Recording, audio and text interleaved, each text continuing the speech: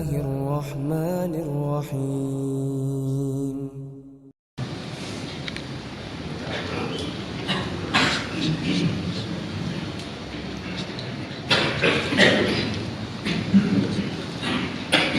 إن الحمد لله نحمده ونستعينه ونستغفره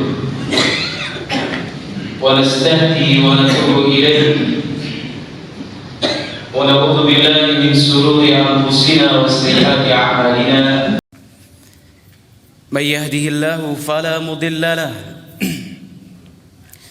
ومن يضلل فلا هادي له.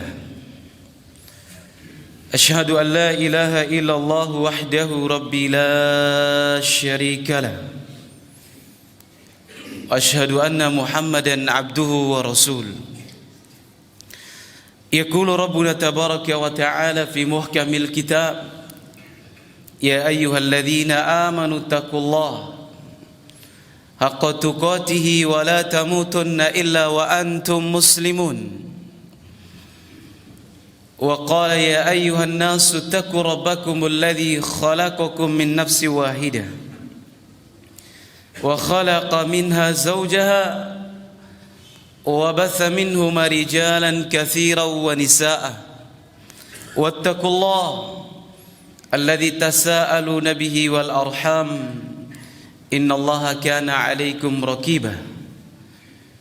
وقال رسول الله صلى الله عليه وسلم: فإن أصدق الحديث كتاب الله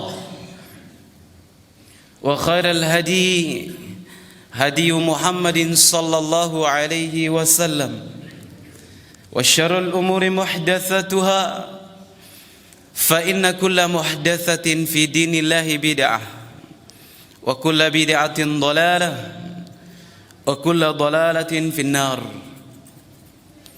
Ma'asyiral muslimin, jemaah sidang salat Jumat yang sama-sama dimuliakan Allah Subhanahu wa taala. Mari kita memuji Allah Subhanahu wa taala dengan sebenar-benarnya pujian.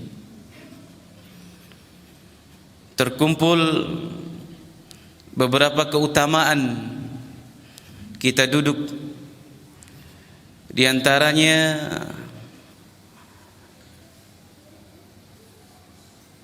keutamaan hari, di hari yang terbaik, khairu yaumin tala'at alaihi syams yaumul jum'ah. Hari terbaik di mana matahari terbit di dalamnya adalah hari Jumat, di mana diciptakan Adam, masuknya ke dalam surga dan turunnya dari surga. Wala taqumus sa'a illa fi yaumil jum'ah. Dan hari kiamat tidak akan terjadi kecuali pada hari Jumat.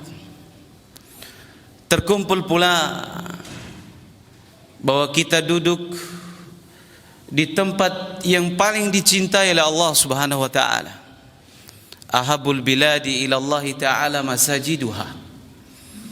Tempat di mana Allah Subhanahu wa taala paling mencintainya adalah masjid.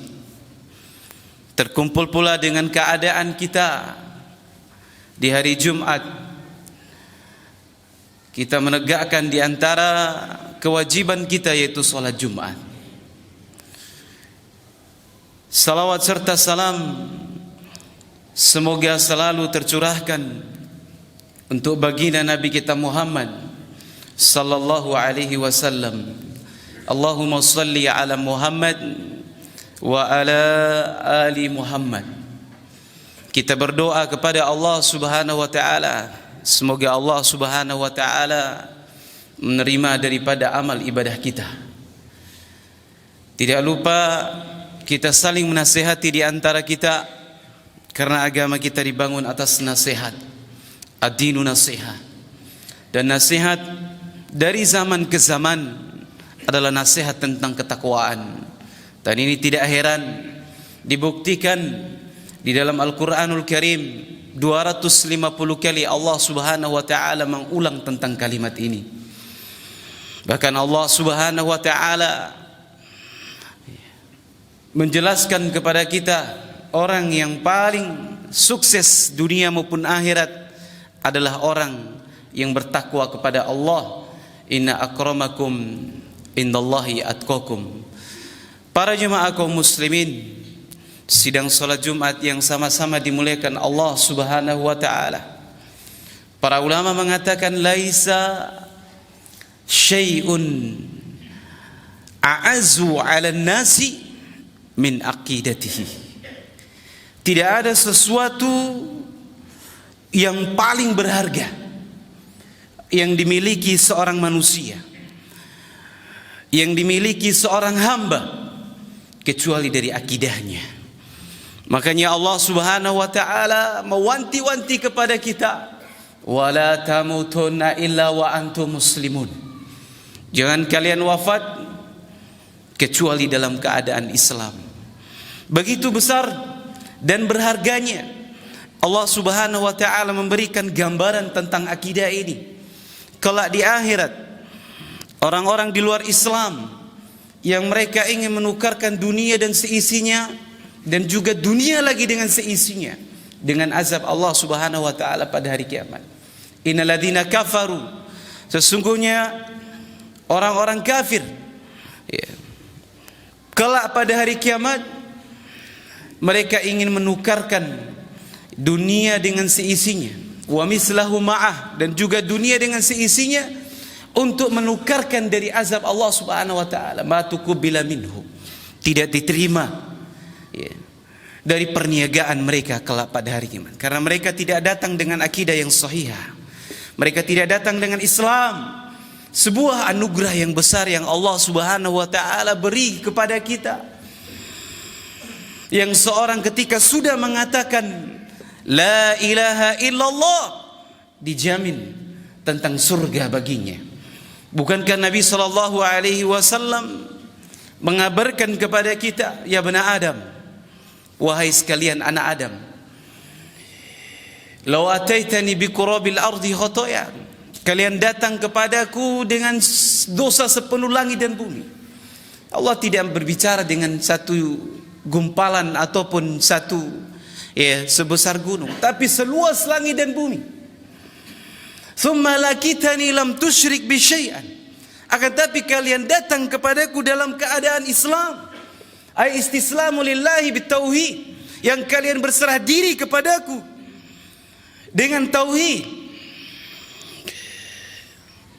Kalian tidak menyekutukanku. La ataituka bi qurabil ardi maghfiratan, aku akan mendatangi kalian dengan ampunan seluas langit dan bumi pula. Maka ahibati fillah azani Allah wa iyyakum jami'an, maka peganglah akidah kita, pegang erat-erat dari agama ini, apapun keadaannya. Tidak ada musibah terbesar bagi seseorang kecuali pada agama. Bukankah Nabi SAW berdoa, wala taj'al musibatana fi dinina, jangan engkau jadikan musibah itu terhadap agama kami. Dan musibah terbesar adalah hilangnya akidah seseorang, yang menjadikan dia neraka, diancam oleh Allah Subhanahu wa taala neraka untuk selamanya. Alladzina kafaru min ahlil kitab wal musyrikin fi nari jahannam khalidina fiha. Ahibati fillah azani Allah wa iyyakum jami'an, di antara pembatal dari keislaman seseorang atau yang melenyapkan daripada akidah, belajar tentang sihir jemaah. Belajar tentang sihir. As-sihru lughatan, secara bahasa adalah tipuan atau sesuatu yang halus. Adapun secara istilah syar'i, secara istilah dalam agama kita, sesuatu yang dibukhul, sesuatu yang dijampi-jampi. Umar ibn Khattab radhiyallahu taala anhu dijelaskan dalam kitab Al-Kabair, ya, sebelum beliau meninggal dunia ada tulisan, ya, sebelum beliau dibunuh itu ada tulisan, penggalan tulisan dari Umar ibn Khattab radhiyallahu taala anhu untuk memenggal semua leher-leher daripada tukang sihir. Dan para ulama sepakat.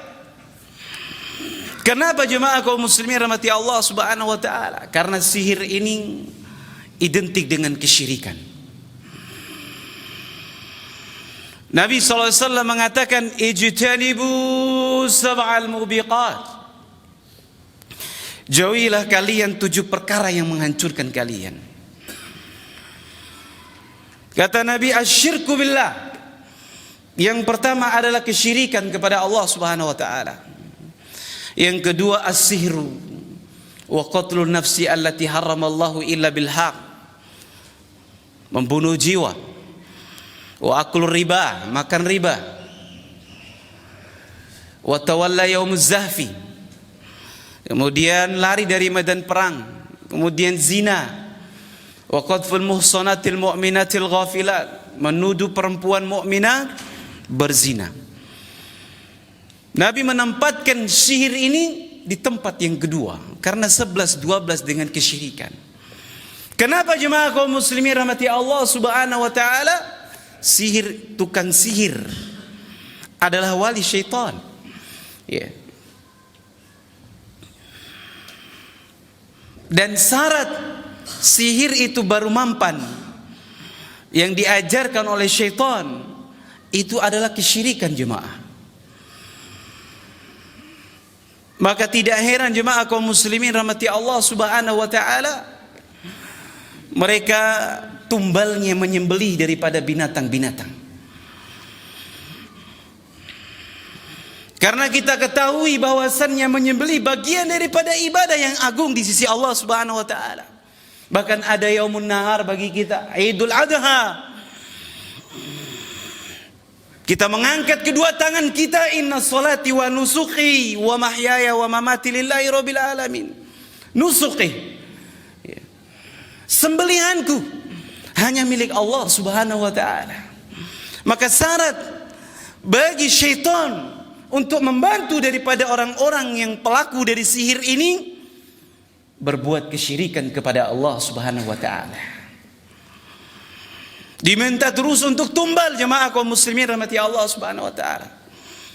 Maka tidak heran kalau mereka itu menuliskan darah-darah haid dari Al-Qur'anul Karim, terutama ayat kursi. Ayat kursi adalah ayat yang paling mulia dalam Al-Qur'an. Jangankan kita menulis dengan darah haid. Bahwasanya kita sepakat darah haid adalah darah yang najis. Jangankan menulis dengan darah haid. Menyentuh Al-Quran dengan tidak berwudu, khilaf di antara para ulama kita. La yamassahu illa al-mutakharun. Tidak ada yang menyentuhnya kecuali daripada al-mutakharun, orang-orang yang bersuci. Sihir jemaah kaum muslimin dan mati Allah Subhanahu wa taala. Jangankan pelakunya, ya, orang yang mendatangi dukun, mau dia namanya adalah kiai, ustaz, tapi kalau dia praktek dengan jin, dengan syaitan, maka ini adalah kesyirikan. Nabi sallallahu alaihi wasallam mengabarkan kepada kita, man ata arrafan aw kahinan lam tuqbal lahu salata 40 yawman. Barang siapa yang mendatangi arraf, orang-orang yang mengaku mengetahui hal yang sudah terjadi. Ya, kalau kita bahasa bimakan orang-orang yang moke, au kahinan, atau orang-orang yang mengaku mengetahui hal-hal yang gaib, hal-hal yang akan terjadi, lam tuqbal lahu shalah. Ini baru orang yang mendatangi, dia tidak diterima 40 hari dari salatnya, dari ibadahnya. Di hadis yang lain Nabi sallallahu alaihi wasallam mengabarkan kepada kita, man ata'arrafan aw kahinan fasaddaqa bima yaqul. Barang siapa yang mendatangi arraf aw kahinan, kemudian dia membenarkan apa yang dia kabarkan, faqad kafara bima unzila ala Muhammad. Sungguh dia telah kufur terhadap apa yang telah diturunkan kepada Nabi Muhammad sallallahu alaihi wasallam. Dari sisi mana kekufurannya jemaah kaum muslimin yang merusak daripada akidah kita? Dari sisi tauhidur rububiyah. Bukankah kita mengatakan bahwasannya satu-satunya yang mengetahui dari hal yang gaib itu hanyalah Allah? Wa ma ya'lamu fis samawati wal ardi al-ghaiba illa Allah. Tidak ada yang mengetahui hal yang gaib baik di langit maupun di bumi. Hatta Jibril yang dekat dengan Allah Subhanahu wa taala tahu dia. Inilah kekufuran bentuknya jemaah kaum muslimin yang dirahmati Allah Subhanahu wa taala. Ada sebuah diceritakan bahwasannya tukang sihir ini dia bisa terbang. Bahkan dia bisa hilang. Ternyata setelah meninggalnya jemaah kaum muslimin yang dirahmati Allah Subhanahu wa taala, dia adalah seorang dukun. Seorang dukun ketika dibongkar dari rumahnya, didapati Al-Quranul Karim ditanam di bawah kloset rumahnya. Ini bentuk daripada al-istihza, mengolok-olok daripada agama. Dan inilah wali syaitan. Wa ma kafara Sulaiman, bukan Sulaiman yang kufur, walakinna syayatin, akan tetapi syaitan-syaitan inilah yang kufur. Yu'allimuna an-nasa sihra, yang mengajarkan kepada manusia ini adalah sihir. Yufarriquna bainal mar'i wa zawji, yang bisa merusak daripada hubungan istri dan suami. Maka ahibati fillah azani Allah wa iyyakum jami'an. Ini tugas kita Bapak. Betapa banyak sekarang dari kaum muslimin ketika mereka sakit, terkadang sakit itu tidak ada obatnya di dokter, akhirnya mereka apa? Mereka pergi lagi ke dukun. Ini perang jin jemaah kaum muslimin rahmati Allah Subhanahu wa taala. Maka ini adalah tugas kita. Kita menyelamatkan daripada akidah dari kaum muslimin. Aqulu qouli hadza wa astaghfirullah li wa lakum wa lisairil muslimina min kulli dzamb fastaghfiru innahu huwal ghafurur rahim.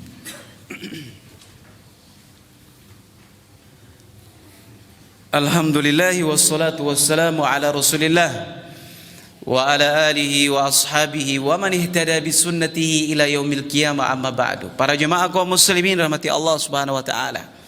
Di antara bentuk daripada sihir yang pertama adalah sihir hayalan.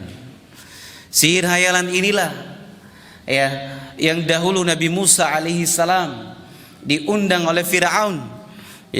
Kemudian tukang-tukang sihir mereka melemparkan tali-tali mereka. Kemudian menghayalkan dari mata-mata yang memandang itu adalah ular. Ini adalah sihir. Di antara sihir lagi adalah sihir ketangkasan. Sebagian anak-anak kita mereka melihat orang-orang yang berbuat atau melakukan sulap,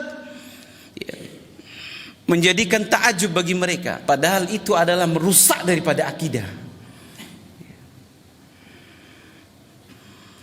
Atau tayangan-tayangan TV seperti Doraemon, yang sedikit-sedikit dia keluar sesuatu, seluruh urusan ada pada dia. Maka ini adalah bagian daripada merusak akidah anak-anak kita.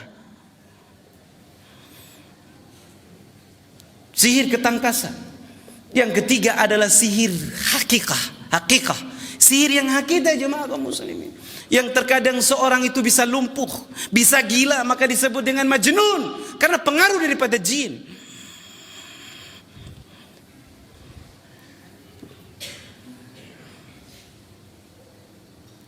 Dan Nabi SAW juga pernah disihir jemaah kaum muslimin.